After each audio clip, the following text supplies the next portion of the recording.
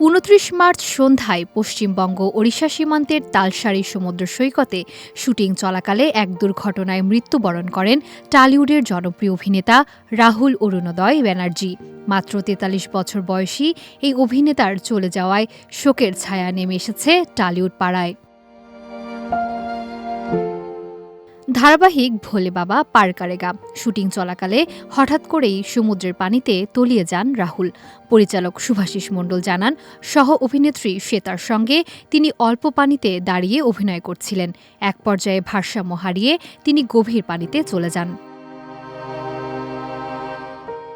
উপস্থিত ইউনিট সদস্যরা চিৎকার করে তাকে থামানোর চেষ্টা করলেও মুহূর্তের মধ্যেই তিনি হাবুডুবু খেতে শুরু করেন। পরে নৌকা ও সহকর্মীদের সহায়তায় উদ্ধার করা হলেও হাসপাতালে নিয়ে গেলে চিকিৎসকরা মৃত ঘোষণা করেন।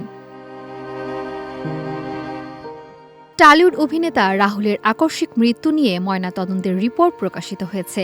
প্রাথমিক প্রতিবেদনে বলা হয়েছে, প্রায় ১ ঘণ্টা পানির নিচে থাকার কারণে শ্বাসনালী ও পাকস্থলীতে বিপুল পরিমাণ নোনা পানি এবং বালি জমেছিল। হাসপাতালের এক সূত্র জানিয়েছেন, সাধারণত ডুবে যাওয়ার ঘটনায় এমন পরিমাণ বালি শ্বাসনালীতে ঢোকে না। এটি নির্দেশ করছে রাহুল দীর্ঘ সময় পানির নিচে ছিলেন। চিকিৎসকরা মনে করছেন, সময়মতো উদ্ধার না করা মৃত্যুর পরিস্থিতি আরও জটিল করেছে। ১৯৮৩ সালের ১৬ অক্টোবর জন্মগ্রহণ করেন রাহুল। থিয়েটার দিয়েই শুরু হয় তার অভিনয় জীবন। তিনি প্রায় ৪৫০টির বেশি নাটকে অভিনয় করেছেন। বড় পর্দায় অভিষেক হয় চিরদিনই তুমি যে আমার চলচ্চিত্রের মাধ্যমে।